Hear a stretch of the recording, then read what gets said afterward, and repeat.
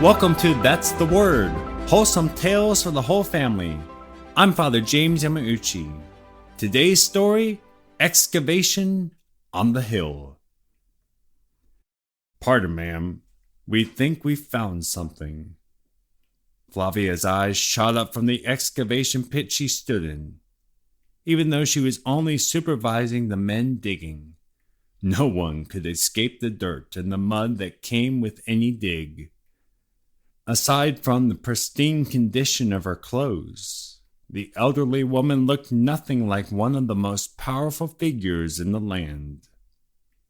While her clothes might be dirty, her face radiated excitement at the foreman's words. "We think we found something." The foreman offered his hand and pulled Flavia out of the pit, one of many on that hilltop. The hill was an important archaeological site, the location of a monumental historic event. That event, hundreds of years ago, had shaped the course of her country. Many artifacts from that event still survived on the hill, buried beneath the surface. The country's ruler wanted these artifacts preserved before they were lost forever. Flavia was an obvious pick for the job. The daughter of an innkeeper, she was not afraid of dirty work. Over her many years, she had risen through the ranks to become one of the most powerful people in the country. Most importantly, the ruler trusted her. Flavia hurried after the foreman, wishing he would move faster as he led her swiftly through the busy work site.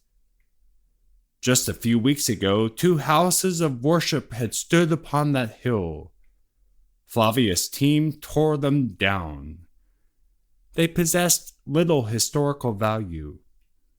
In fact, they were originally erected by past generations to cover up the monumental event that Flavia was now researching. As is often the case, efforts to erase the past made the memory stronger. The men in one pit were taking a break from their work, waiting for her. Flavia nearly barreled them over as they helped her into the pit and led her to their find. The artifacts lay where the workers had left them, next to a deeper hole from whence they came. Flavia gasped, then bent down to examine the artifacts more closely, running her hands tenderly over them. They were wooden beams and tools of iron, instruments of torture and of death. Surely some of these tools were the ones used in that execution, that historic execution that so impacted her country.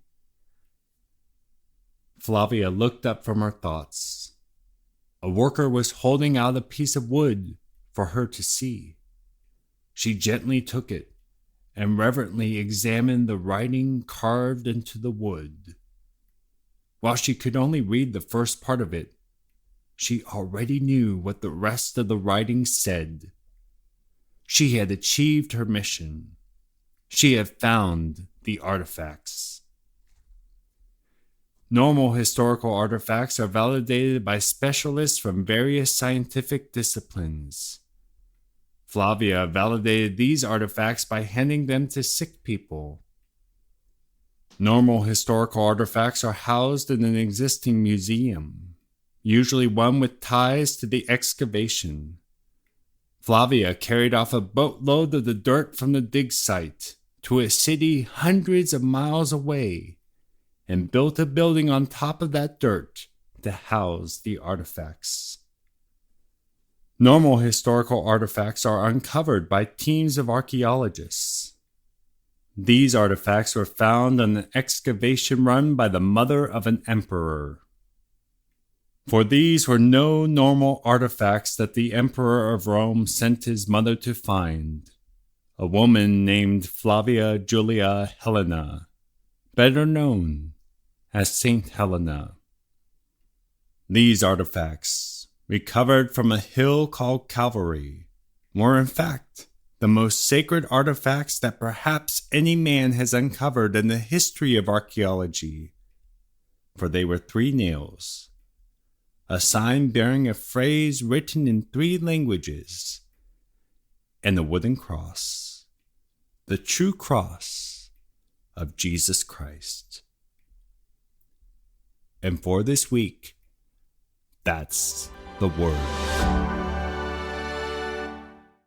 There are so many wonderful details to this story. We mentioned about 2 temples having been built, or 2 houses of worship having been built on this hill, and they were actually built by a previous emperor to deter Christians from coming to visit the site of Calvary. And we also mentioned the validation process that Helena had to do with the artifacts.